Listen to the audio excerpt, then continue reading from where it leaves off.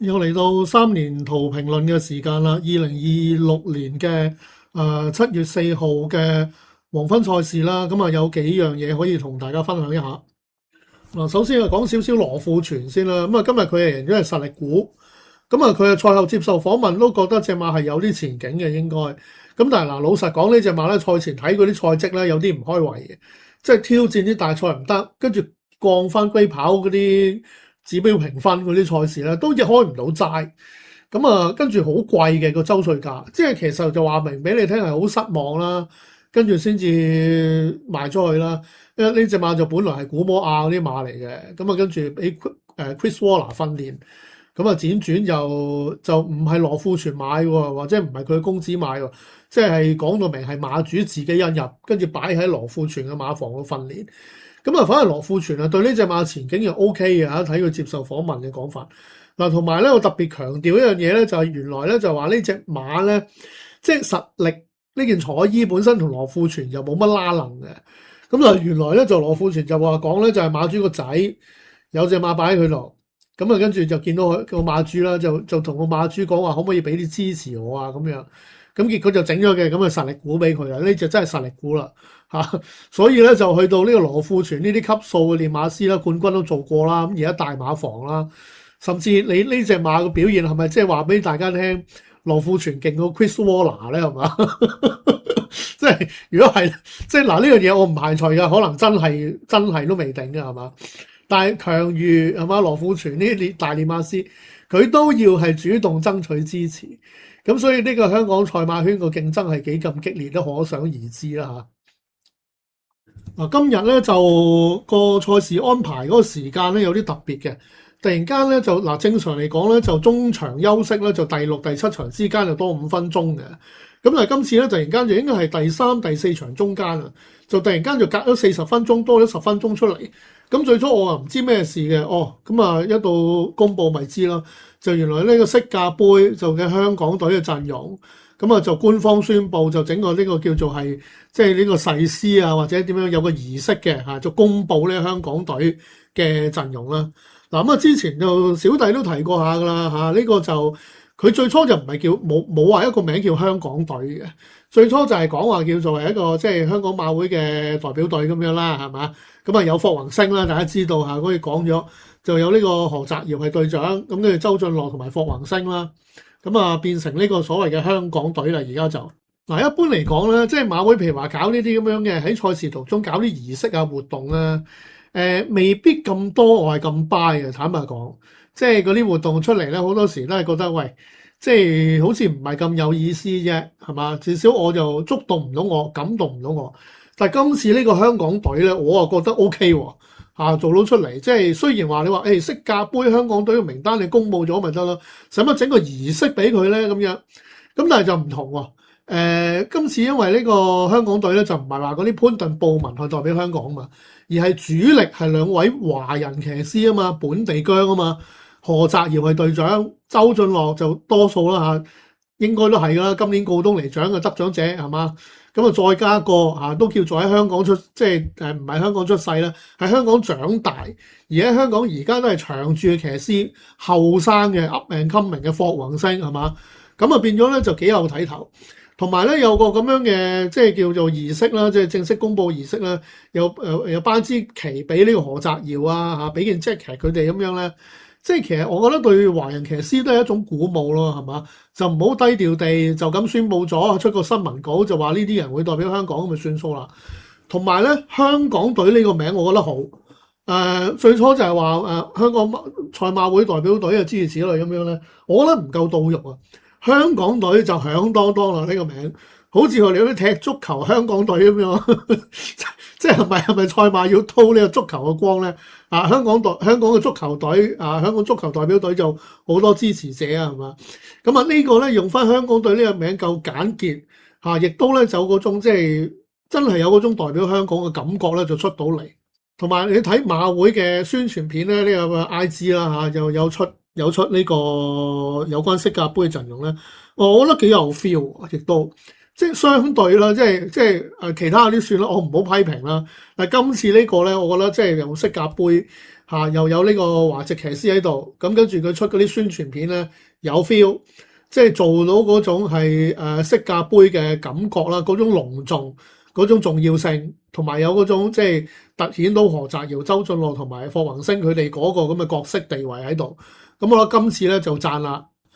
即係如果係咁咧，我就希望咧，即係以後馬會呢啲咁嘅 campaign 啦，即係做呢啲宣傳活動乜乜，全部都係呢啲方向能夠做到嗰種隆重得嚟，又唔好話太過 harsh 啦，係嘛？即係又可以有嗰種又有運動 feel 啦，係嘛？馬會嘅強調賽馬係運動，騎師係運動員啊嘛，又有嗰個 feel，又有嗰種賽馬活動嘅隆重嘅感覺，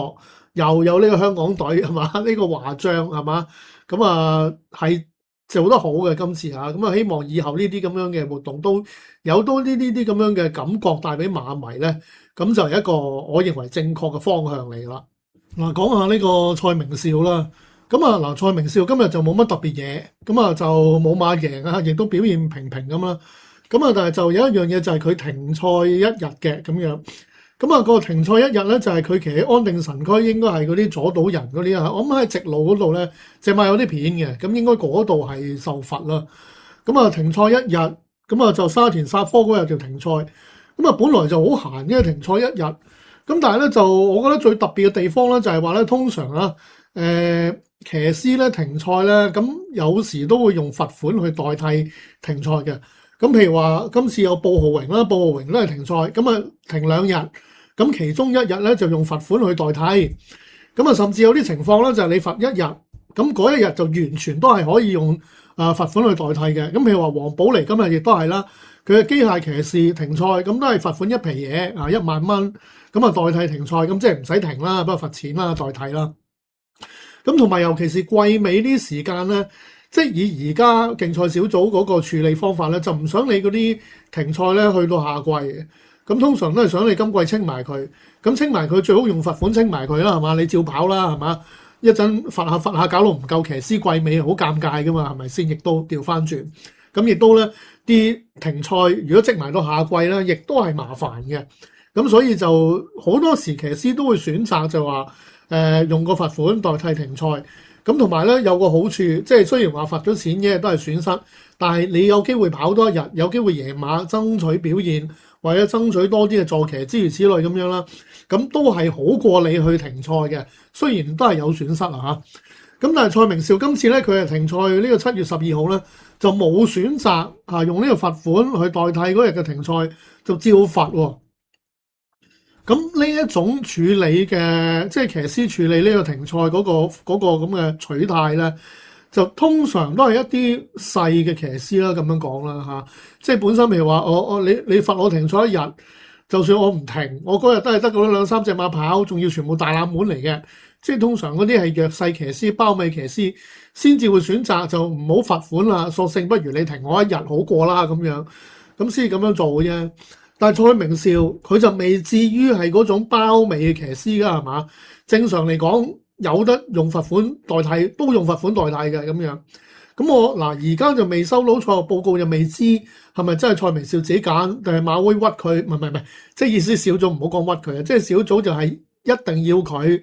停賽，就唔可以用罰款代替。但係呢個可能性都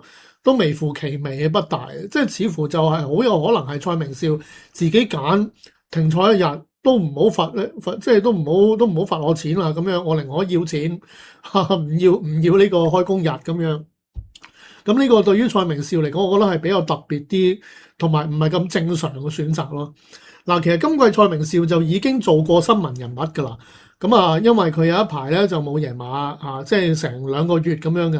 咁嗰陣時係季中大概3月到嘅時間啦，好多人都講。咁嗰陣時我就同蔡明紹講好説話嘅，即係意思唔係話我同佢傾偈即係意思我喺公開渠道咧，我就即係幫佢講好説話。即係有時騎師坐騎唔好或者手風唔順，個零2個月冇馬贏唔出奇係咪先啦？即係人有3衰6旺啊嘛，係嘛？咁冇可能永遠都咁好手風嘅係嘛？所以蔡明紹就亦都我覺得係遲早會贏翻馬，只不過有一時間手風唔順啫咁樣。咁之後佢都真係有贏馬，咁但係贏馬之後咧，即係破咗嗰個悶局之後咧，個表現咧又冇話因為破咗悶局而上升翻。其實呢個零兩個月，大家都覺得蔡明紹好似即係個表現都普普通通。咁啊，而家嚟講都係普通。咁啊，加埋今次咁樣嘅情況下，停賽，你寧可走去停賽都不用呢個罰款去代替啊！你停我算啦。即係好似就對於自己嗰個7月12號坐騎，可能覺得嗰日都冇乜坐騎，冇乜信心有表現，咁不如就唞下好過啊，有個咁樣嘅取態啦。咁其實我覺得對蔡明紹嚟講就並非一件好事，係嘛？即係正常嚟講積極啲，你應該爭取出賽啊，係嘛？就算嗰日嗰啲馬麻麻地，咁你可能盡個可能爭取多一兩隻馬騎，或者喺有限嘅坐騎裏面爭取表現，係嘛？可能你賺得翻個罰款，甚至你爆冷贏馬，你會多咗支持都未定啊嘛，係嘛？咁佢又唔係選擇停賽，咁啊呢個選擇我覺得就真係好灰過佢守齋2個月，嚴格嚟講係嘛？守齋2個月都冇乜嘢啊，即係間中手風差啫。但係你呢個選擇停賽即係而唔去用罰款代替停賽咧，就即係有種好似點講啊，有少少自我放棄咗嗰一日，放棄咗一個爭取表現嘅機會啊咁樣講啦。而平常呢啲咁嘅情況，只有一啲細嘅騎師包尾啊，冇乜坐騎嗰啲騎師先會咁做，而蔡明紹正路嚟講係唔應該咁樣做。咁啊睇完呢一個咁樣嘅停賽咧，我覺得佢係有少少灰。咁啊冇嘅，不過就而家就去到季尾啦，灰就灰多2日嘅啫。咁啊希望佢下季重整旗鼓可以做好啲啊。但係呢一個選擇咧，我覺得佢就並不可取，唔夠積極，應該咁樣講啊。咁啊希望下季佢可以轉運啦。多謝大家收睇，下次再見，拜拜。